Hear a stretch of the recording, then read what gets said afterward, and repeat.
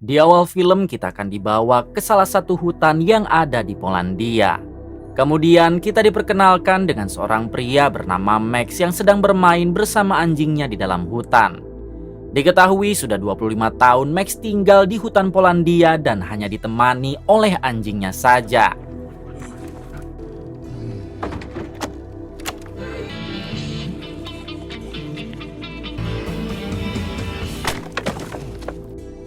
Suatu hari ketika Max sedang menghangatkan badan, tiba-tiba ada seseorang yang menghampiri Max. Ternyata yang datang adalah rekan Max dari kota yang selama ini mencari keberadaannya. Di sini si rekan yang diketahui bernama Agnes mengajak Max untuk pulang dan kembali bergabung ke dalam militer. Rupanya Max adalah mantan pasukan khusus Polandia yang sangat brutal dan kehebatannya sudah tidak diragukan lagi. Namun Max mengatakan kepada Agnes kalau ia tidak mau kembali dan ingin tetap hidup di hutan ini bersama dengan anjingnya.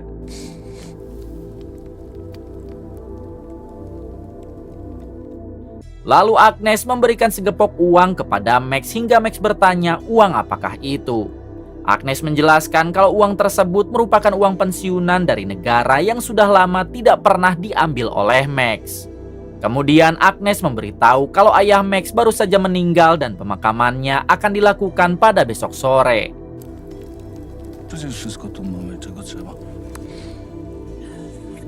Telefon nowy, numer ten sam. Keesokan harinya Max memutuskan untuk pergi ke kota demi menghadiri acara pemakaman sang ayah.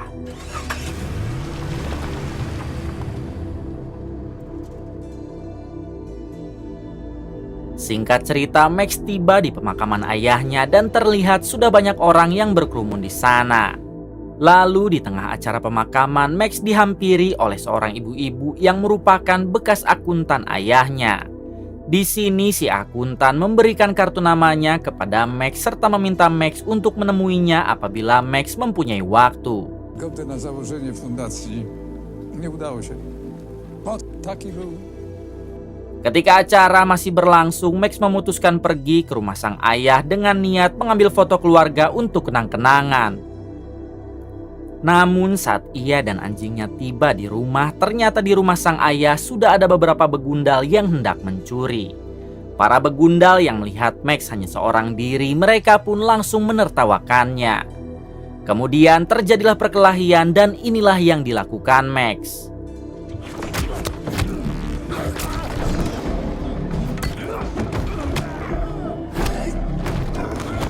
Dengan sangat mudah Max mampu mengalahkan para begundal itu hingga membuat mereka bergegas kabur. Setelah itu Max menemukan foto keluarga dan di dalam foto itu hanya tinggal Max yang masih hidup.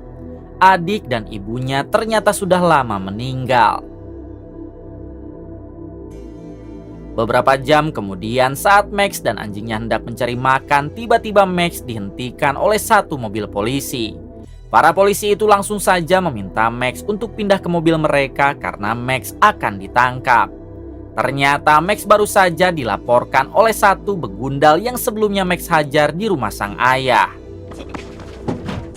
Dzięki za pomoc. Singkat cerita, Max sudah berada di kantor polisi bersama dengan satu begundal yang melaporkannya. Tak lama ada satu polisi yang tengah mencari informasi tentang siapa Max. Namun ia begitu terkejut saat mengetahui kalau Max adalah mantan komandan pasukan khusus yang pernah mengasingkan diri selama 25 tahun. Bersamaan dengan itu ada seorang pria tua masuk ke kantor polisi lalu memarahi para polisi di sana. Rupanya pria tua ini adalah pamannya Max yang cukup disegani di kota tersebut. Si paman mengatakan kalau Max adalah orang baik dan tidak mungkin dia berbuat kriminal. Hingga pada akhirnya Max dilepaskan lalu dibawa pergi oleh si paman. Setelah keluar dari kantor polisi, Max mengatakan kepada si paman kalau mobil miliknya masih tertinggal di ujung jalan. Namun si paman menjawab kalau Max tidak perlu khawatir karena yang terpenting sekarang Max harus ikut dengannya.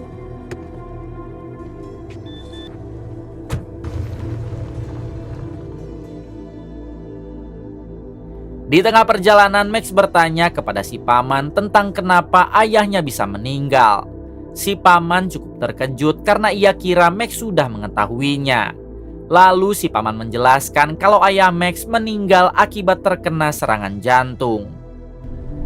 Ojciec cię szukał. Singkat cerita, mereka sampai di sebuah gedung besar, lalu si paman mengajak Max dan anjingnya supaya masuk ke dalam. Ternyata di dalam gedung itu sedang diadakan acara berkabung atas meninggalnya ayah Max. Umęczą, ale to syn bardzo. Może ktoś przyjdzie sprzątać. Di sini si paman langsung memanggil pelayan karena ia tahu Max pasti sedang kelaparan. Masz roladę? Dwie. Jedna dla psa, ale bez kapusty i kluzy. Setelah memesan makanan, Max bertanya apakah gedung ini masih dijadikan sebagai tempat yayasan.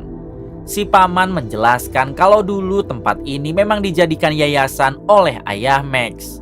Namun sekitar 5 tahun yang lalu yayasan tersebut telah ditutup karena kebijakan pemerintah. Zjedz w spokoju. Idę do gości. Tak lama Max dihampiri oleh seorang wanita yang bernama Susan yang merupakan adik kelasnya waktu SMA. Di sini Susan bertanya apakah Max masih mengingatnya dan Max pun menjawab iya. Lalu ketika Susan dan Max sedang asik mengobrol, tiba-tiba ternyata orang ini adalah ayah dari si begundal yang sebelumnya melaporkan Max kepada polisi. Diketahui ia bernama Kentor tidak pakai L. Si paman yang melihatnya menyuruh Kentor untuk tidak mengacau di acara ini. Dan apabila Kentor tidak mau mendengar, maka si paman akan memanggil keamanan untuk memaksanya pergi. Sebelum Kentor pergi, ia sempat mengancam Max untuk selalu waspada sebab ia pasti akan memburu Max. Kolejny wielki tej ziemi. No Włado? Odwiedziesz mnie? Malam harinya Susan mengantar Max untuk mengambil mobilnya yang tadi siang ia tinggalkan saat ditangkap polisi. Di sini Max sempat melihat ada yang tidak beres hingga ia menyuruh Susan untuk cepat pulang. Kawałek żołnierzu, spokojnie. Kemudian ketika Max hendak mengambil mobilnya, tiba-tiba turun beberapa orang yang akan menghajar Max. Orang-orang itu meminta Max untuk ikut dengannya, namun Max menolak hingga inilah yang terjadi.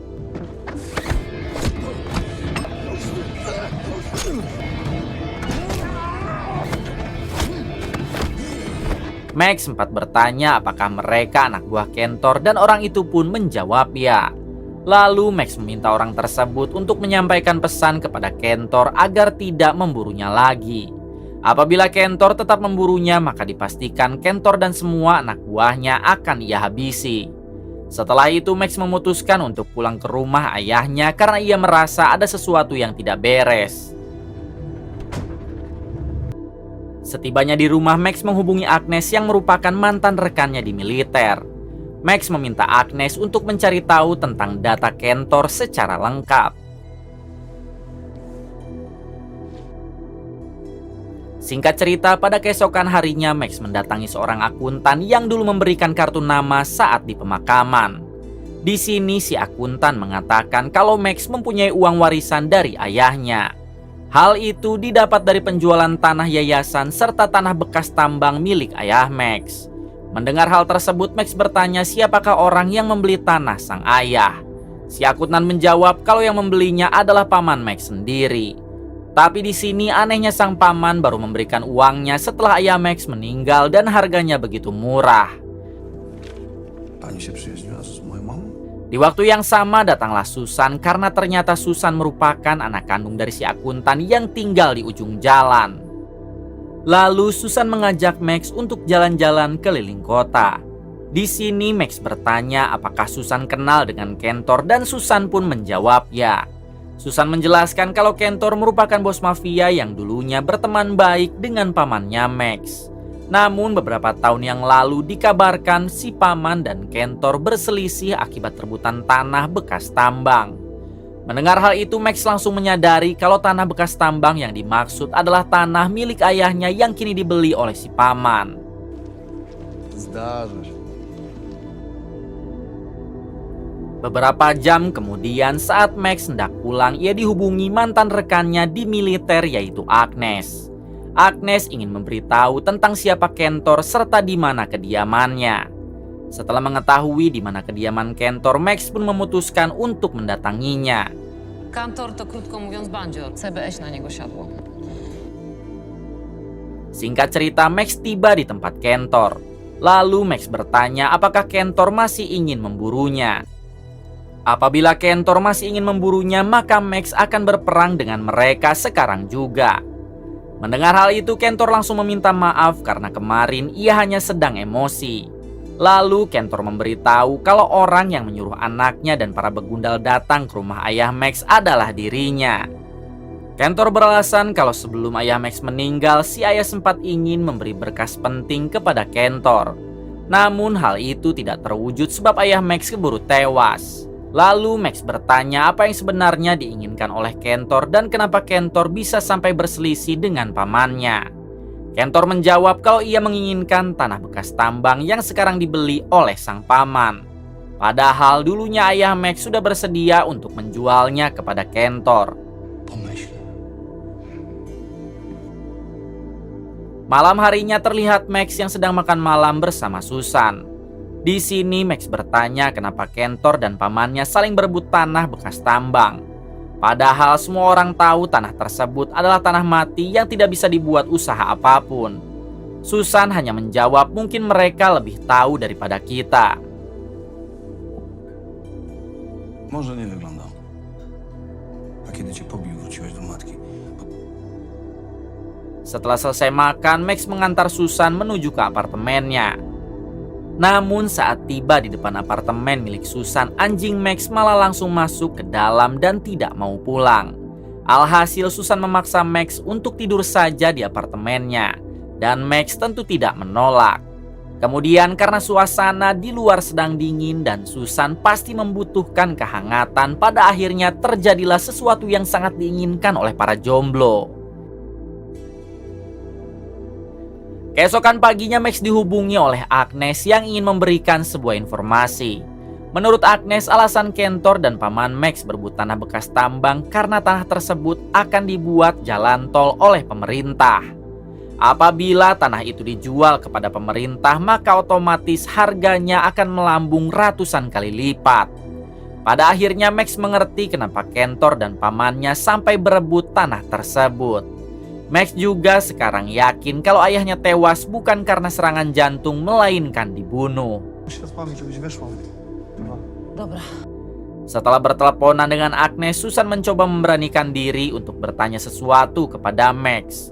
Susan bertanya apa alasan Max sampai tinggal di hutan selama 25 tahun. Max bercerita kalau waktu itu ia dan adiknya sedang ngecamp di dekat danau bekas tambang. Namun saat Max sedang mencari kayu bakar, sang adik malah terpeleset ke danau hingga ia harus tewas karena tidak bisa berenang. Semenjak kejadian tersebut, semua orang menyalahkan Max termasuk ayahnya sendiri. Siang harinya Max dan anjingnya pergi ke sebuah kuburan. Lalu Max menerbangkan drone dan diarahkan ke dekat area tambang. Di sini Max tak sengaja melihat aktivitas mencurigakan yang dilakukan oleh si paman dengan beberapa anak buahnya. Setelah itu Max dan anjingnya segera pergi ke area tambang untuk memantau kelompok si paman dengan lebih dekat. Setibanya di area tambang, Max diam-diam masuk ke gubuk kosong lalu memantau mereka. Namun sayangnya di suatu ketika anjing Max malah terkena serpihan kaca yang membuatnya menggonggong.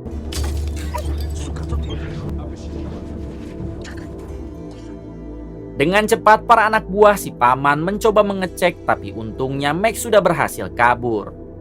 Di sini ajudan si paman menyadari kalau yang memantau mereka pasti Max hingga ia berencana untuk membereskan Max.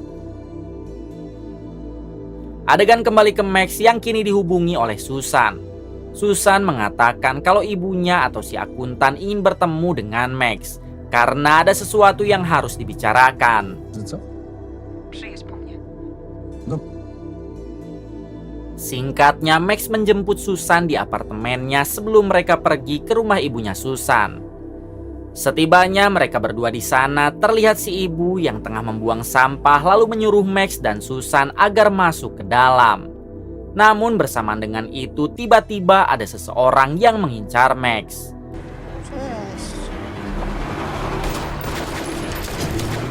Dalam insiden ini Max dan Susan berhasil selamat, namun naas untuk ibu Susan, ia harus tewas di tempat.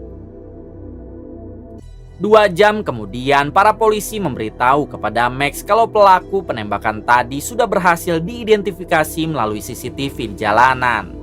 Pelakunya ternyata anak buah Kentor bernama Buba, namun Max bingung kenapa Kentor masih saja ingin memburunya.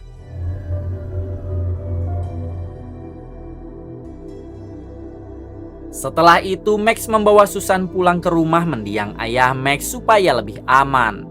Di sini Max mencoba menenangkan Susan, sedangkan untuk ibu Susan sedang diotopsi di rumah sakit. Kemudian Max pergi ke belakang lalu mencukur rambutnya karena pada malam ini juga ia akan membantai kelompok Kentor.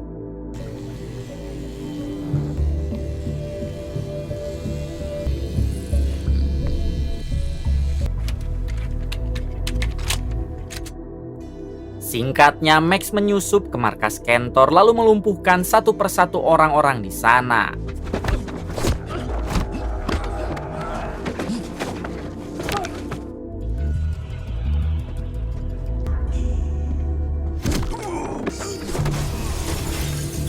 Sampai di suatu ketika Max akhirnya bertemu dengan Kentor. Max langsung bertanya kenapa Kentor mengirim anak buahnya untuk menghabisi Max. Kentor bersumpah kalau ia tidak pernah mengirim siapapun untuk menghabisi Max. Bersamaan dengan itu, satu anak buah Kentor datang lalu mengatakan kalau Buba baru saja ditemukan tewas. Akhirnya Kentor menyadari kalau Bubalah yang pasti sudah melakukan penyerangan terhadap Max. Kentor menjelaskan kalau Buba memang dulunya anak buah Kentor. Tapi 1 bulan yang lalu Buba telah dipecat karena ketahuan berkhianat dengan bergabung dengan kelompok si paman. Artinya orang yang sedang mengincar Max sekarang adalah pamannya sendiri. Seketika Max juga menyadari kalau sang paman sampai mengincarnya seperti ini karena tadi siang ia telah mengecek ke area tambang. Setelah itu Max bergegas pulang dan ia tidak jadi membantai Kentor. Setibanya di rumah, Max mengatakan kepada Susan kalau orang yang mengincarnya adalah pamannya sendiri. Sekarang Max berencana akan mendatangi area tambang dan menyelesaikan semuanya. Namun sebelum itu tiba-tiba Max teringat dengan perkataan Kentor saat pertama kali ia bertemu. Menurut Kentor, ayah Max pernah ingin memberikan berkas penting kepada Kentor. Hingga dengan cepat Max mengajak Susan untuk mencari berkas tersebut di sebuah ruangan rahasia yang ada di rumah ini. Mama, szukaj. Szukaj.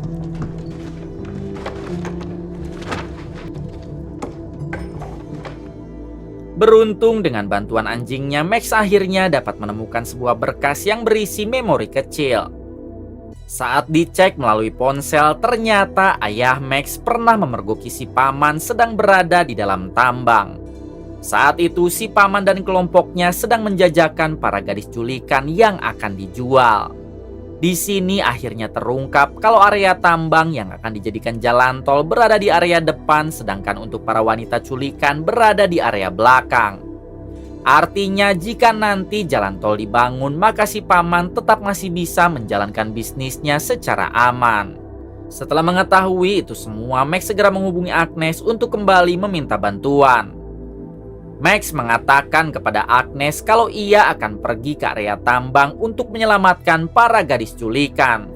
Bukan hanya itu, Max juga akan membantai pamannya sendiri serta semua anak buahnya. Max meminta Agnes supaya menyusul dan apabila misi ini berjalan dengan baik, maka Max berjanji akan kembali bergabung ke militer. Mendengar hal tersebut, Agnes pun setuju dan Max tinggal mengirim titik lokasinya saja. Di waktu yang sama, ternyata Max kini telah dikepung oleh sebagian anak buah si paman. Hingga mau tidak mau, Max pun harus melawan mereka dulu.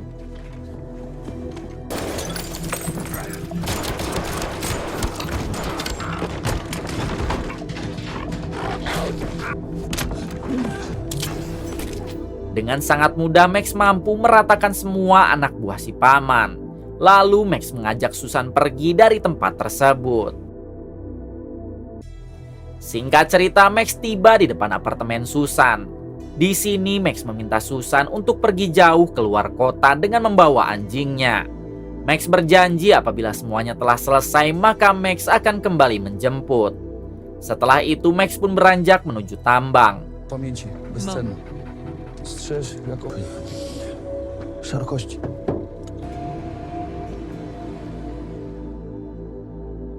Di tengah perjalanan, Agnes menghubungi Max untuk memberitahu kalau ia dan pasukan baru akan sampai sekitar 80 menit.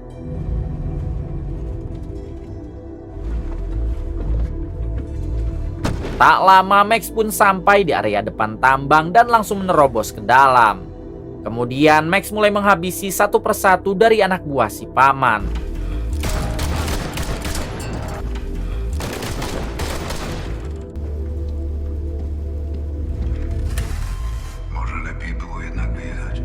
Ketika Max berada di dalam, si paman mengatakan melalui speaker supaya Max mau bergabung saja dengan kelompoknya. Max tentu menolak sebab sekarang ia juga akan menghabisi si paman. Lalu si paman mengatakan jika dirinya lah yang sudah menghabisi ayah Max karena ayah Max begitu sangat merepotkan. Di suatu kesempatan Max menemukan persembunyian si paman hingga ia pun langsung menembaknya. Di sini si paman memohon ampun kepada Max, namun tentu Max tidak mau mengampuninya. Ja cię znalazłem, Maksiu, nie on. Dlaczego? Setelah si paman koit, tiba-tiba ponsel si paman berdering dan saat diangkat ternyata yang menelpon adalah ajudan si paman. Si ajudan mengatakan kalau ia dan anggotanya baru saja menculik 10 gadis dan akan dibawa ke dalam area tambang. Mendengar hal itu, dengan cepat Max pun bergegas ke belakang area tambang melalui jalan bawah tanah. Di sini Max harus kembali melawan para anak buah si paman yang berjaga di sana dan inilah aksinya.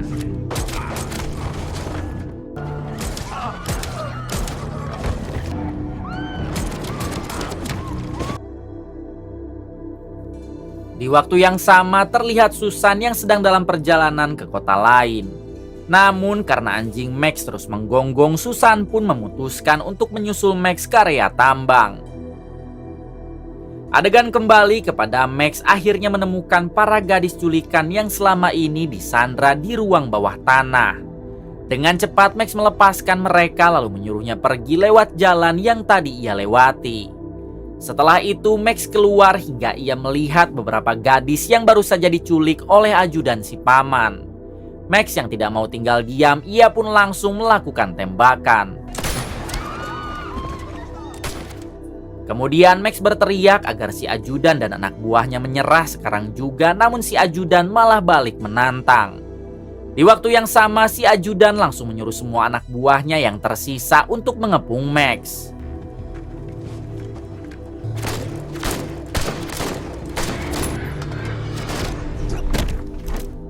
Sempat terjadi baku tembak sampai pada akhirnya Max berhasil dilumpuhkan oleh si ajudan. Dengan santai si ajudan mendekati Max sambil menceritakan bagaimana ia dan si paman menghabisi ayah Max menggunakan racun. Lalu bersamaan dengan itu pasukan Agnes tiba lalu disusul Susan yang juga ikut ke sana. Kemudian terjadilah peperangan di antara mereka.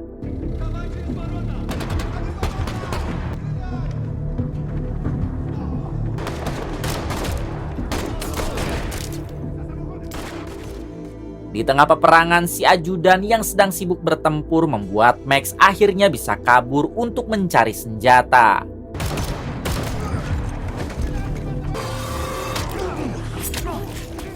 Lalu di suatu momen ketika Susan lengah, ia pun dapat dipojokkan oleh ajudan. Tak lama Max menemukan Susan, namun ia tidak bisa berbuat banyak karena Susan sudah dalam keadaan terpojok. Sedangkan untuk Agnes dan pasukannya masih sibuk bertempur. Pada akhirnya Max menantang si ajudan untuk berduel menggunakan pisau dan si ajudan pun mengiyahkannya. Tapi sebelum itu si ajudan melukai pipi Susan serta mencekiknya sampai Susan mengalami pingsan. Kemudian perduelan di antara mereka berdua pun berlangsung dan kita lihat aksinya.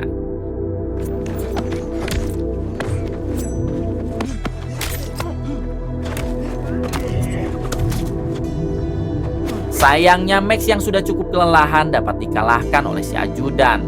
Lalu si ajudan membawa Max ke pinggir danau dan mulai menenggelamkannya. Tapi di waktu yang sama Susan tiba-tiba sadar dari pingsannya hingga Susan segera menembak si ajudan. Setelah itu Max dan Susan pun bergegas pergi menghampiri pasukan Agnes, namun tiba-tiba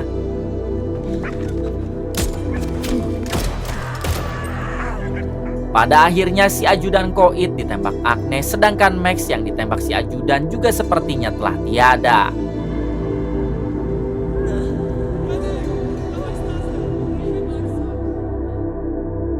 Beberapa bulan kemudian memperlihatkan Susan yang sedang dilatih oleh Agnes karena sekarang Susan resmi menjadi anggota militer. Kemudian tak lama dari itu muncullah Max dan juga anjingnya di balik pintu. Artinya Max masih hidup dan ia juga telah tergabung ke dalam militer yang sama. Tamat. Terima kasih kepada kalian semua yang telah menonton hingga akhir. Semoga kalian semua diberikan kesehatan dan rezeki yang berlimpah. Salam untuk semuanya dari Hampura Film.